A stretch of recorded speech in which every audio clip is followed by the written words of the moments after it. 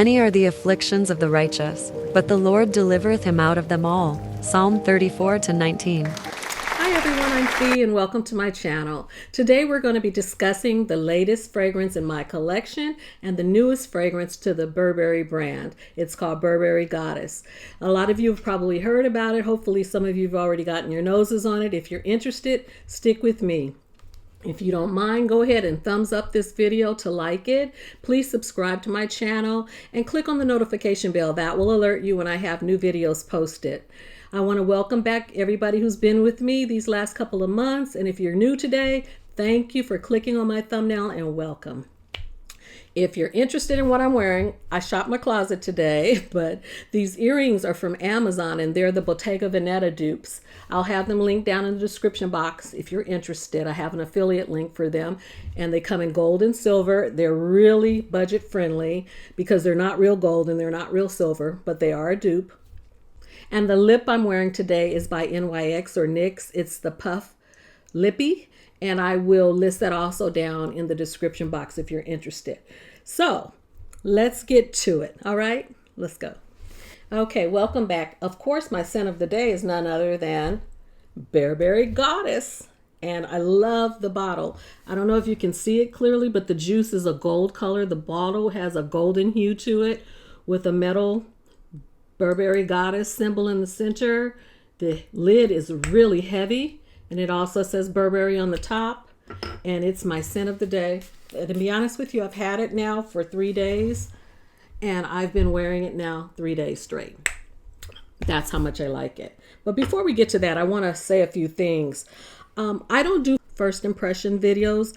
Meaning I don't sample something from like a little small vial like this. And then come and do a review for you guys. I do love when I can get the samples or get my hand on a couple of samples. I buy travel size, I buy travel kits, and I may buy an atomizer of a perfume that I'm interested in. And I only do that for the purposes of sampling it to see if it's something I'm interested in, and then I buy it.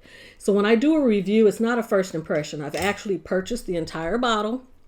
I've actually worn it more than once, so that I can come back and give you a review. I get a little perturbed from time to time because I enjoy watching other YouTubers and I watch other reviews. And, you know, sometimes people get on YouTube and they're reviewing it from a picture that they don't even own the fragrance, or they're reviewing it from a sample that they got at the counter. And let me tell you, I'm a heavy sprayer, but to spray and really sample a scent, you really need a good dose of it. And what I do with the Burberry and any other fragrance that I purchase, the ones I like, I buy the atomizers and I fill them up with the purchase. I decant them in this and I will put this in my purse and carry it throughout the day to reapply if needed. I use these when I travel so I don't have to take my big bottles and break them or lose them or get them stolen. And that's important to me. But what's important to me to share with you is that when I'm here doing a review, it's not a first impression. It's not from a picture I've seen or a vial that I've sampled. It's because I own the fragrance, I've worn it, and it's my personal opinion. So over time, if you've been following me, you kind of know I'm a fruity, floral, amber, love powdery scents, and I love gourmand fragrances as well. So most of those types of fragrances is what I'll be talking about because I only talk about things that I've purchased. Now, if I buy a sample and I smell it and I don't like it, I won't purchase the full-size bottle, so you'll never see me do a review on it. But if I have the full-size bottle and I make the review, it's because I think it's interesting enough to share with you. And if I like it or don't like it, because there have been a few times I've purchased a full-size bottle of something, thought I loved it, from the sample, wore it a day or 2 or 3, and then became anosmic to it, meaning going nose blind to it and couldn't smell it again. So it wasn't that I didn't like the scent, it was just the longevity or the projection, or there wasn't enough sillage. It just wasn't performing well. Now, so when that happens, I won't do a review on it. I wait until I know for a fact that it's something I want to share because I don't want you guys wasting money and I don't like wasting money and I don't sell my fragrances. You know, if I buy them and I don't care for them over time, or if I get tired of them, sometimes you just don't want to smell like a particular scent anymore, then I'll pass it on. I've got so many sisters and daughters and nieces and things of that nature and friends. So what I'm basically saying is if I'm here doing a video for you guys, it's because I've actually used the fragrance, purchased it, worn it, and now I'm here sharing with you my opinion of it. All right. So if you're interested in hearing about it, let's get started. I'm going to tell you the notes in this particular fragrance. It is vanilla overdose on vanilla. Vanilla with a hint of lavender, a touch of ginger, and some cacao, more vanilla caviar, and more vanilla absolute. This is vanilla on steroids, and I love it. What I found myself doing with my first day of having it in the collection, I love the smell of it. I could smell it for 4 to 5, 6 hours, and then I went anosmic to it, meaning I couldn't smell it anymore. So I thought, okay, that's it. Only to find out that when I walked out in public, I was getting compliments on it. So even when I thought it was gone, it was still there. I purchased this bottle at Macy's it's a 3.3 ounce for $168 plus tax, which I believe came up to $180 something. It's pretty pricey for a designer fragrance. And I know a lot of you know about perfumes, but if you don't know the difference between designer and niche fragrances, a designer fragrances makes other things besides fragrances, like Calvin Klein. They make perfume, jeans, shoes, purses, blah, blah. A niche fragrance is just a perfumer. That's all they make is perfumes. And so a lot of times niche perfumes prices are more expensive than designer perfumes.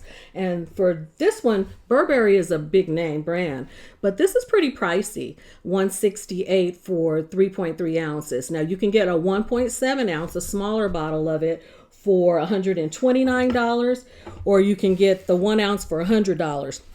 And they offer that at Sephora and Macy's. And I'm sure it's probably at Nordstrom's and anywhere they sell nice fragrances. I've seen it at Sephora for the same price as it is at Macy's. And it's a beautiful scent. And what I mean by that is I have several vanilla fragrances. I have Kayali Vanilla 28, which I believe is a Tahitian vanilla. I have Eilish by Billie Eilish, which is a Madagascar vanilla. I have Sky or Vanilla Sky by Skylar, which is another vanilla scent. And all three of those fragrances are vanilla, but they're all different. I don't believe in buying the same type of fragrance over and over and over again. If I have something in my collection that smells like it, I won't purchase it. So the reason I got this is because it's an interesting enough vanilla that I wanted to have it in my collection because I like it. And to be honest with you, after wearing it 3 days in a row consecutively, I like it better than the others. That's my take on it. I like it better than the other vanillas that I have. And so I'm probably going to get a lot more use out of this than I have all of the others. Now, this perfumer, or the nose as they call them, the perfumer that made this, her name is, she's from France, and her name is Amandine Clerc Marie. And that's a lot to say, so bear with me. But she's a French perfumer. You guys might know her from some of her other fragrances. I own many of her fragrances and didn't realize it was the same person, but it is. She makes one of the angels for Mugler. She makes Aura, the green one from Mugler. She makes Voce Viva by Valentino. She made Donna Born in Roma Intense by Valentino. She made La Nuit Trésor by Lancôme. I mean, this is just to name a few. She made Chloe. This woman has made over 90 fragrances, okay? And this one is just as beautiful as some of those that I've named. So coming from her, I'm not surprised that this is such a beautiful fragrance.